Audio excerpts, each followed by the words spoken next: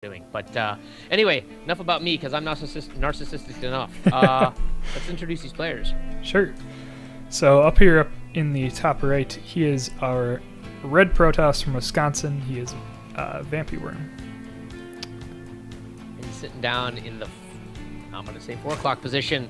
It's our red Protoss from Team Ascension. It's VampyWorm. You didn't even hear what I said, did I? I just... What'd you just say? I literally just introduced VampyWorm. I thought you just said EON. You said Zerg. Whatever. We got EON. Whatever, we got EON in the top left. Done. Got him. Bam. Counts. Boom. Yeah. Yay. We struggle. It's okay. We struggle together. Yeah, it's okay. I mean, you were adminning and I was slack-jawing, so I suppose we were both distracted. But I don't know, like, so what do you want to see out of this? Like, what would you like to see this match turn into, like composition-wise? So it's weird because, like, I feel like it's hard to say because there's a lot of back and forth between Zerg and Protoss, just because it feels like in a lot of ways like the current meta, or especially like the Platinum Diamond meta of like Protoss, where it's like, all right, I'm making 2 bases and then I'm moving out, you know, and trying to do that 2 base push against the Zerg, is just maybe a little figured out. And then Zergs will often go for, you know, often you'll see like a Ling Hydra into fast Vipers or something like that, so then you have Roach Hydra with some Vipers to follow up. If it's a Colossus push, then you've got Vipers pulling the Colossus and picking them off easily. And if it happens to be an Immortal push, you'll already have your Hydras out and you'll have Zerglings to hold that off. But then at the same time, as a salty Zerg, I feel like if Protoss stays, I don't know, a bit more defensive or even greedy and gets a 3rd base really easily and manages to hold it against that Ling Hydra, or if that Ling Hydra attack doesn't happen, then, you know, I don't know. I feel like a defensive Protoss should be able to have I don't know, maybe not an advantage in the match, but I don't know. I think it can turn out well, but that's probably personal bias as well. Possibly. And that's the thing, is it like for me? Because my question was, what do you want to see as opposed to what do you think we will see? Oh, okay. So it's okay. Don't worry about it. I want 100 mutas out of EON. Bane Rain. No, just 100. I want Overlord speed and Baneling drops on a mineral line, because usually, since there's very few cloaked or like invisible units. Like you can burrow roaches, you can burrow swarm hosts. For the most part, there aren't a lot of movement. Like you know, I mean, you can move roaches, but that's the only unit that can really move while burrowed. You know, there's no stealth units, so there's going to be very little detection, which means that you're not going to have a whole lot of static defense to kill the Overlord holding said Banelings. So, I want Banelings. So, EON, if you're listening to me, I want 1 Overlord full of Banelings dropped on a mineral line, because I think I would just like that. I don't know if it'll win you the game. Maybe it's down to a base race and that's what you do, but let's do that.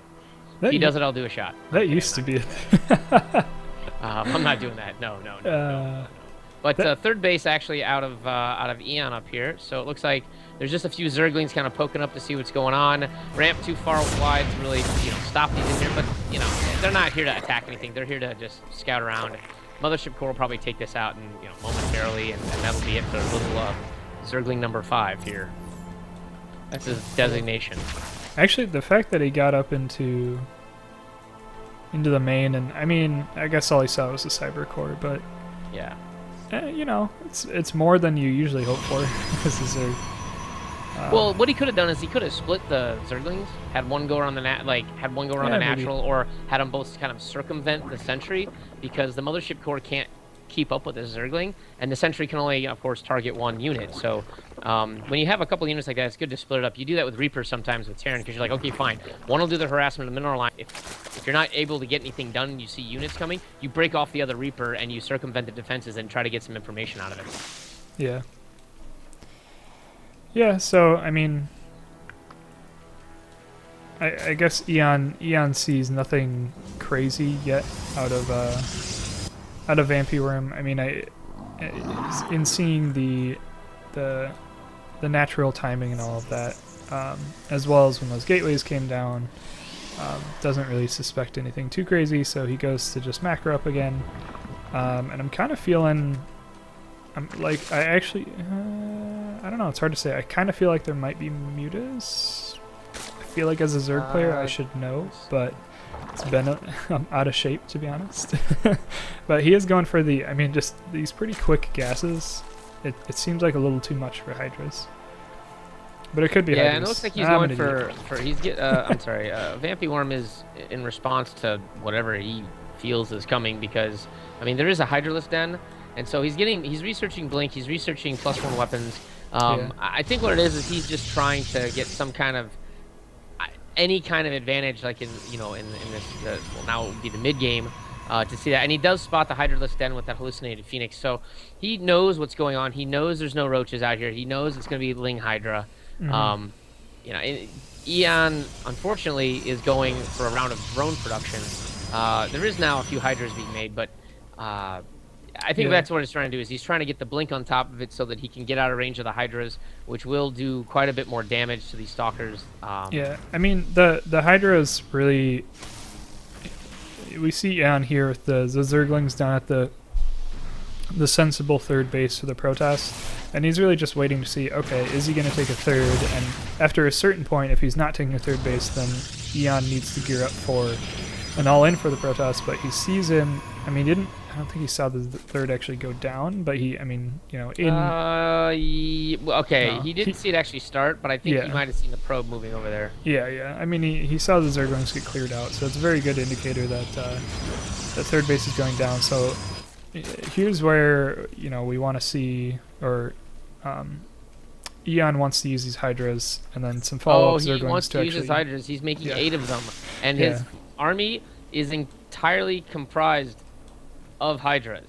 Yeah, he'll be reinforcing those no Zerglings. Zerglings in this composition whatsoever. But here's the issue. Speaking of that, there's no creep spread. He has none of his bases connected. I know it's it's probably an easy task dropping 1 creep tumor, but he hasn't done that yet. And Hydras are awful off creep, like unbelievably bad. Like, I believe that they actually are crap off creep. No, I'm going with that. That's the official, technical, professional term. They're crap. So anyway, he's moving out with crap Dras, and he's gonna go ahead and try to assault this base with this hallucinated Colossus, which it would be awesome if he hallucinated a second one, because this would be a great time, because they're gonna notice why does this thing sort of self-implodes that it's not real. But it's gonna be Stalker and a few Lings versus Hydras, and I don't think this Protoss force is gonna be able to hold this back. There's just entirely too much DPS here. The force fields are good, but they're just not quite enough, because they're just simply stalling the inevitable. He's warping in a few extra Stalkers here. I just don't think it's there. Like, his sentries don't have enough energy. He's picking them off quickly, and it's just Stalker versus Hydra here. He sent a few Zerglings up to deal with the third there, and he's got a few more Zerglings coming in here. And honestly, he cannot hold this. And wow, doesn't even GG. And EON takes a quick game 1. That was actually game 2, because we hopped into game 2 of their I series. did not know that. Sorry. Yep. So that was because otherwise it was watching Roca again for like the 3rd time in a row, and we decided instead to see VampyWorm and EON, even though anyway. So we see EON. He does fall, or not. EON does not fall. EON takes out VampyWorm, so that is the end of VampyWorm's run in the Midwest Cup. But he did make it. He made it through a number of rounds. So good off to him.